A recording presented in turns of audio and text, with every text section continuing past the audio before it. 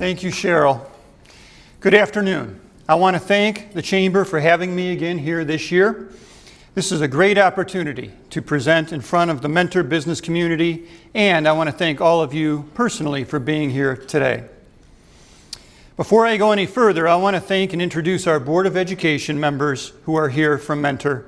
If you would please stand and remain standing until, I think we have 4 of us here today, until all 4 are recognized. Our President, Mr. Tom Tuttle, our Vice President, Mr. Ken Buckley, other board members, Ginny Gisling and Deanne Roberts. Thank you for all of your support.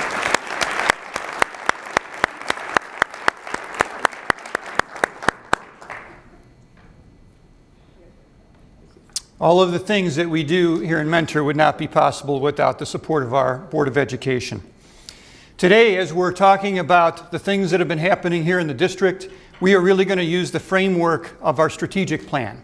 Because last year, we undertook tackling the strategic plan and writing a new one. It was time, and through a lot of work from a lot of different stakeholders, 80 in total from all different areas connected somehow to the school.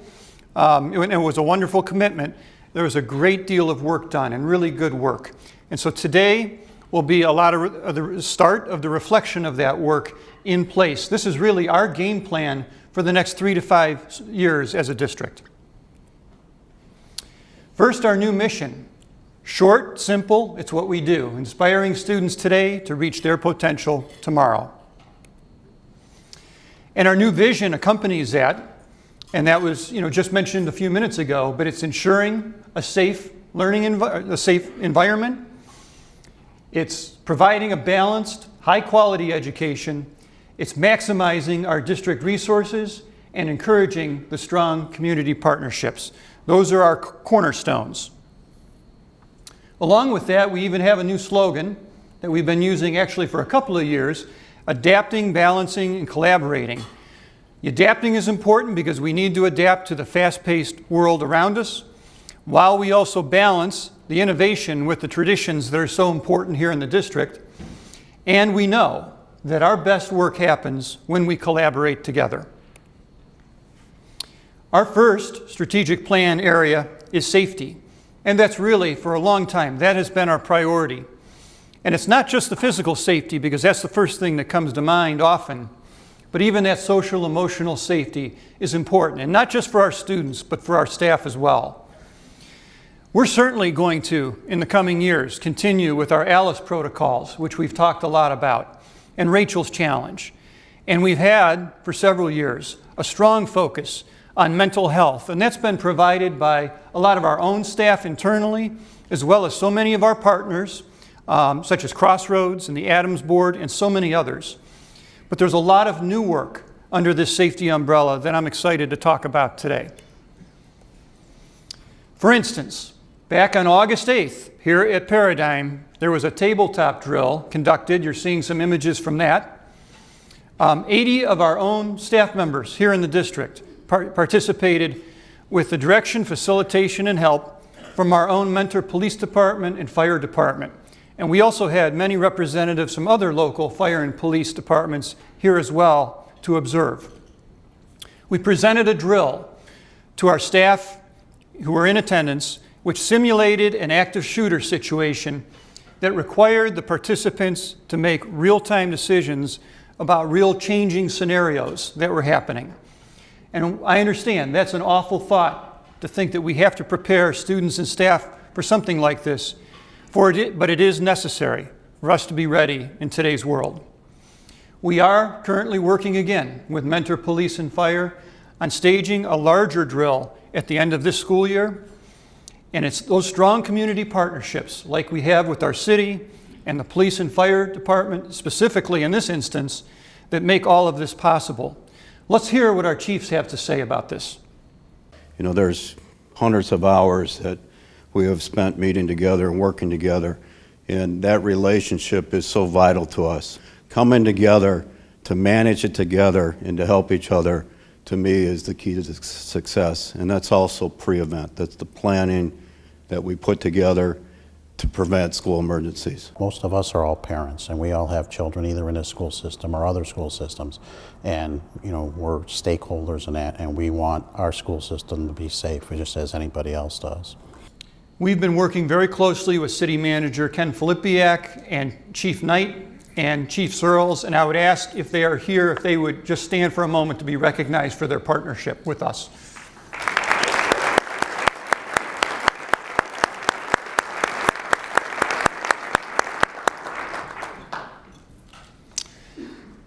More that they helped us with this year, you're seeing on the screen, were first-time extensive inspections that we conducted of every single one of our buildings, even a few of the buildings that don't house students on a day-to-day basis.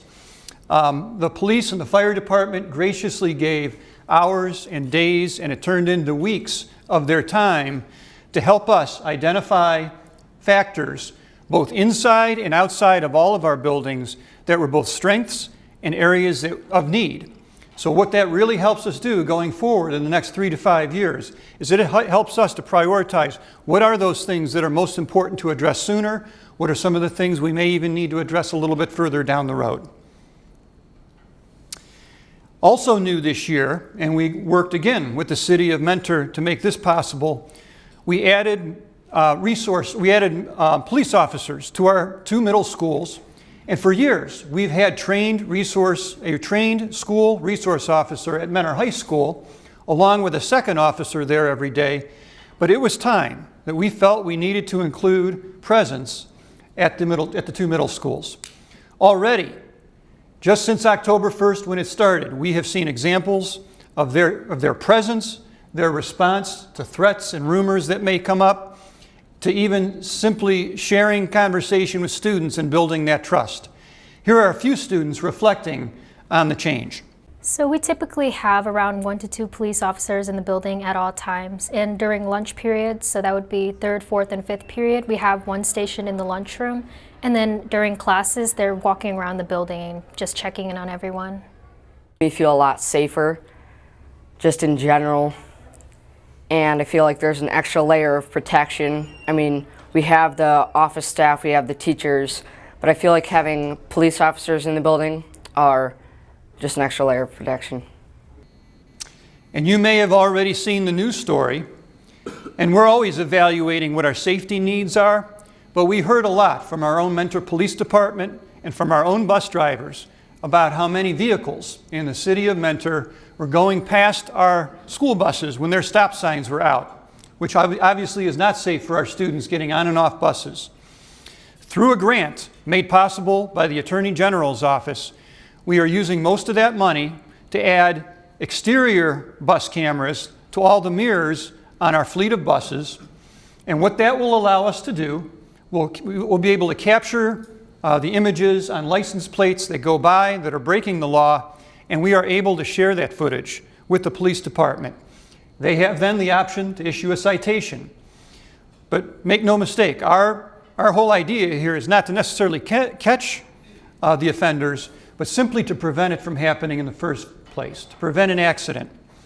Let's hear from Mr. Keegan, one of our drivers. Well, it becomes very stressful if you're not sure if the car is going to stop and you're not sure if that child is paying attention that particular morning. We just, like I said, we'd like to get the word out and make sure that everyone's safe and get the cars to stop and kids pay attention and we get to school. We don't want to issue tickets to anybody. We just want we want our kids to be safe is what we're after.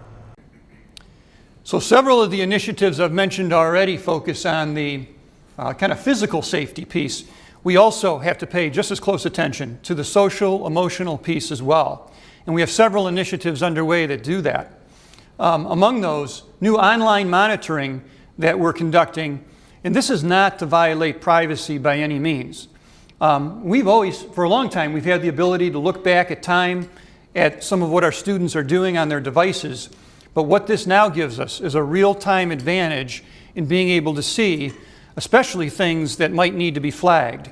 When students do searches, or if they send or receive emails, keywords can be flagged, and we're notified on the administrative side immediately. Sometimes it allows us to address a student who may be having some bouts of depression, or some real need for intervention, we are able to provide some extra supports. This is a 24/7, 365 service, and the good news is most of these notifications, while I can term them sort of as false alarms, in those rare instances when they're not, we can help our students out. Now what you're seeing some footage of is from last year's kindness rally held over at the Fine Arts Center. And this too falls under our safety umbrella. We have 600 students from all over Lake County, not just mentor schools, who are from the high schools and middle schools all over. They are getting some training for peer-to-peer messaging, where they will go back to their schools and talk about themes such as kindness, acceptance, diversity, and inclusion. And we know it's even much more powerful when students are sharing with students back at their schools than it is even for the adults who talk with them. So we're looking forward to our students and the students from other Lake County districts sharing these messages with the students back at their home schools. Moving on to our next strategic plan area, resources, and this is to make things possible. It's critical that we are staying true to our fiscal beliefs each day, all year. We have a responsibility to be good stewards of our taxpayer dollars. And with that said, some breaking news from this past week. Mentor Schools has received its 9th consecutive perfect audit from the Auditor of the State's Office. So I want to congratulate our CFO, Mr. Dan Wilson, and his staff, and all of those in the district who helped to make that possible. By video, let's take a moment to hear from Mr. Wilson how we've earned this 9th consecutive audit. This award recognizes exemplary reporting of financial information to the community. A clean audit means that there were no findings for recovery, no material weaknesses, no issues with the fiscal management of the school district. We're pleased to once again validate to the community prudent, proper fiscal management of the community's tax dollars. I think that deserves a round of applause too.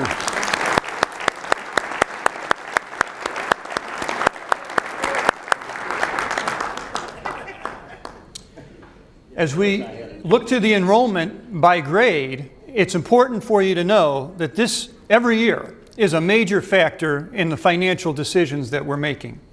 You'll notice from the statistics up there, in those oldest 6 grades, we still have graduating classes that'll be in the 600s. But then, if you notice, like the last 5 or 6 years, we've been bringing in classes in the low to mid 500s. So that accounts for that downward trend in enrollment that we've experienced for many years now. And that accounted for some of the changes that we'll talk about that we made just last year. But we also notice there's sort of a leveling that's happening, and we're paying attention to that, as we consider our finances. To that effect, this time last year, we were announcing some big changes for the district. Certainly the consolidation of buildings, the redrawing of boundaries, the repurposing of Ridge as an elementary school. As you probably know, we went from 3 middle schools to 2 middle schools. We went from 8 elementary schools to 7 elementary schools. And ultimately closing 2 buildings in that equation amounts to a savings of over $1 million a year going forward. And for those closed buildings, or the buildings that have been repurposed, we hosted farewell celebrations. We invited our entire community. Hundreds attended, and it was people of all ages. And it allowed so many staff, students, parents from the past to take a trip down memory lane. So what's the status of those 3 closed buildings? Currently, we're still in the sale process. While they did not sell at auction, they will soon be on the market, though, through a commercial realtor. So, after the changes, let's look at the current enrollment by building. We have much better usage rates around the district. At least one building operating over capacity for a long time has been given appropriate relief. Several buildings who are operating under capacity have gained students, and we could determine that they are comfortably full. And you can even notice our 2 middle schools are almost identical, so we have good balance, at that middle school level. And as far as Ridge goes, to prepare for some of the changes we did experience, Ridge, more than any other single school, went through some major changes both inside and outside the building. Inside the building, related arts rooms were redesigned, rooms were created for students with special needs, locker rooms were converted to classrooms, and more. Outside the building, you'll notice an extensive playground in the back that was a combination of equipment from Garfield and Brentmore, and some new pieces that were added, major paving project in the front of the building, side and back of the building, and expansion of our asphalt allowed for smooth pickup for buses and drop-off for buses and parents. So a lot of work was done specifically this year at Ridge with all the change. And now, shifting to some highlights from our area of education on the strategic plan. Certainly this is the reason we exist, and this is the reason we excel. And as you know, a huge focus have been the many innovative educational practices that we've employed the last several years. And we refer to that as our balanced learning approach. And while it would take me hours to go over all the educational initiatives we have going on, I will cover a few, but what we have happening is truly amazing. We can start with the learning spaces and how they're designed. For the last few years, creating environments that are flexible, useful, comfortable for students and teachers alike has been so important. While this may seem insignificant compared to books and the learning that goes on, it's critical. Now that all students have devices and teachers are able to quickly flex their classrooms, they can move students around by level or by some other grouping if needed. Some teachers are opening up spaces to explore and let their students move more. And we still know that in many instances, students learn well in small groups. So the flexible space and furniture allows for that. Let's hear from a few of our teachers and a student about our learning spaces. The flexible seating is wonderful because it allows me to move the students where I need them. I can regroup them as I need it. I can move them on the fly, which I do almost every day.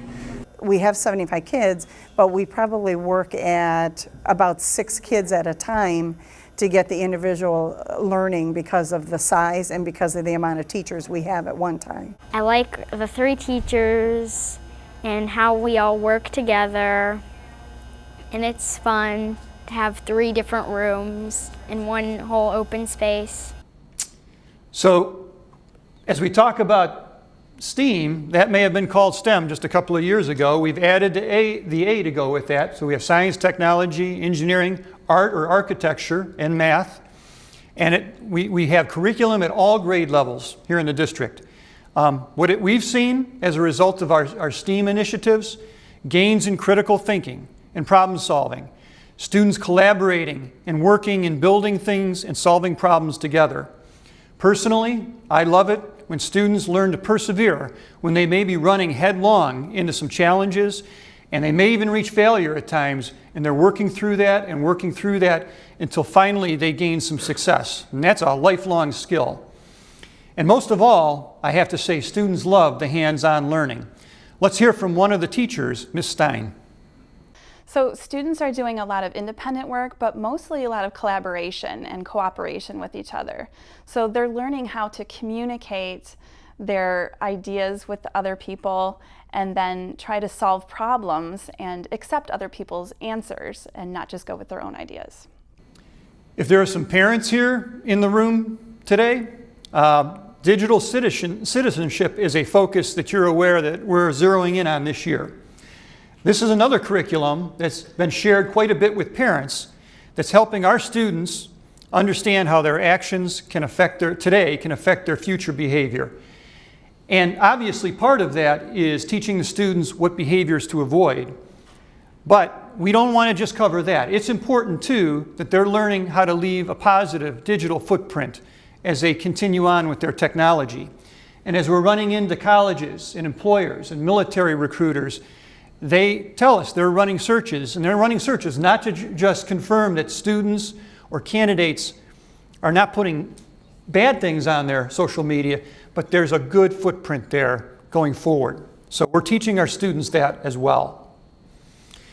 And I'm excited to talk about, especially at the high school level, simply more options and pathways for our students. We recognize not all students will go on to college, but all students need to be ready for either college or the work world. For any student, whether they're going to college or they're going to enter the work world sooner, we have options from AP courses to College Credit Plus, where students can get associate degrees, to career tech, to celebrations for our students who have committed to military. We are proud of all these pathways, and they are simply expanding. And as far as special education, the programming, particularly I want to talk about the high school level right now, is doing some impressive work with the community partners. We've opened a spirit store at Mentor High School and a donation center aptly named Cardinal Closet. And that's where we provide clothes and toiletries to other Mentor School families who are in need. Students there help to wash, sort, hang, and organize items. Also of note, area businesses are teaming with us to offer worksite experience and job training for students with special needs. There are so many businesses that have ventured with us to do this. TriPoint and Lakeland are just a couple of examples. And these are great hands-on experiences. Let's hear more about this. It's truly a living example of that idea that everybody should be integrated together. You know, we all have different needs, but there are ways that we can all have our needs met without separating us into different spaces and having radically different approaches for the way that we work. Along those lines, one specific partnership we have that is making a difference is the internship we've begun with Lake Health. Students with aspirations in the medical field are shadowing and working with Lake Health professionals in a variety of medical careers. Many of these are happening right next door. We are excited about our future expansion into other areas. And because education does not stop over the summer, camp opportunities are again being offered and expanded by the district. Cooking with cards, 3D design, music, athletics, there's something for everyone. Let's hear from a famous alumnus who returned to town just last summer to spend 3 full days with well over 100 campers. I love bringing people back to my hometown because it means so much to me, and when you come back here you kind of see why I am who I am, and this place really molded me into the person I am today, and I just love bringing people back because it's a fun place to be. So we got a beautiful day, beautiful weather in Mentor, Ohio, and day 2 of camp went really well, and I hope the kids are having as much fun as I am. What a great role model for our students. A final area of the strategic plan is community partnerships. Our partners, and that's so many of you here in the room today, are vital to our success and to our reaching our goals. We could try to do it alone, but we are so much stronger because of the partnerships that we've forged. You've already heard today how we've partnered with so many here to support our strategic plan in the areas of safety and resources and education, but there's so much more to share. How about that DC trip situation last year? Why would I bring that up? That was such a challenge, right? After the trip was canceled, the way Mentor and the surrounding community stepped up was simply amazing.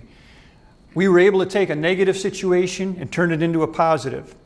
Special thanks, I have to say, go out to Cedar Point and the Cleveland Cavaliers, the Cleveland Browns, the Rock Hall, Destination Cleveland, the Student Youth and Travel Association, Great Lakes Mall, No Walk Tours, and so many others, too many to mention today, who stepped up to help us. We were able to create an alternative trip to remember, and students handled their disappointment with such grace. We got bummed out and we were all disappointed, but then to have a surprise like this, we all kind of came together and we're able to experience something together. It's very exciting to hear that all this stuff is happening to make us feel better about, the loss that we had, but overall I think it's going to be a lot better of a year because of this. It was really nice to know that someone felt that in their heart to give us something in return for us getting our trip taken away. So it was really nice to know that someone had that kind in their heart. Certainly it is a goal of ours to nurture a connected community. We need to also think about focusing inside as well with those connections in addition to the outside. Research shows a positive work environment is more productive too. So we have invested with and engaged the Gallup company, the survey experts, to measure engagement in our workplace. For us, it's the start of a 3-year journey of self-reflection, and just last week, our administrators were trained by Dr. Tim Hodges, a researcher from Gallup. Let's find out from Dr. Hodges why engagement matters. I think feelings are facts, and the way we feel today drives the way we're going to perform in the future. So if we love our job, if we've got a real strong emotional relationship with our job, we're going to perform better for our colleagues, for our internal customers, and most importantly for the students. Mentor Public Library, and I don't know where Cheryl went, she predicted, is another partner we are so excited about, especially with their use of our high school hub serving as a branch after school hours. It's been great for our students and great for citizens of all ages. Our spaces can be used for meetings, large and small, and special programming, ranging from makerspace design to financial seminars. We would urge you to check it out if you haven't already. And you can see the hub hours 3 to 8 p.m., Mondays, Tuesdays, Wednesdays, throughout the year. So we're proud of that partnership. What you're seeing on the screen now are images from Mentor Middle School's Day of Service. There are so many examples of how community gives to us, but how about our students giving back to our community? Our students give thousands of hours of community service each and every year. The footage there is from last year. Students went to Deepwood, Senior Center, Wildwood Cultural Center, Project Hope, and the Salvation Army. Let's hear what one of our students had to say. To give back, it feels really nice. It feels like I am a supporter of this community and not just an individual, but I'm part of the community now. And it felt really great seeing all the people being very happy and very glad that we helped out with their projects. Hosting community service is another way that we give back. And these clips show footage from our first ever Velisano Kids Trike and Bike event. Funds for this are raised for pediatric cancer research. So many community partners showed up that day to help us out, and we look forward to continuing this event into the future. Let's hear from 2 of those attendees. I feel like it's important because for a lot of other kids who weren't fortunate as me and might still be in the hospital, that we can raise money for them so they can get better treatments. Going through that process and being able to be one of the lucky ones to come out on the other side was amazing, and we want to do everything that we can to support any more research that can help other kids not go through what Liam did. Thanks to our schools and a supportive community working together, it's impressive to consider that beyond even our curricular offerings, there are more than 60 clubs, activities, and sports at Mentor High School alone. There are more than 25 at our middle schools, and many more we can speak of at our elementaries. All of these meant to help our students further grow and develop. The quality profile that you can find at your seat today provides much more detail about many of these activities than I could possibly cover today. There's so much to celebrate, and today I'm honored to have 6 Mentor High government students from Mentor High government here to represent our district, and I would ask them to stand and be recognized today, if you would.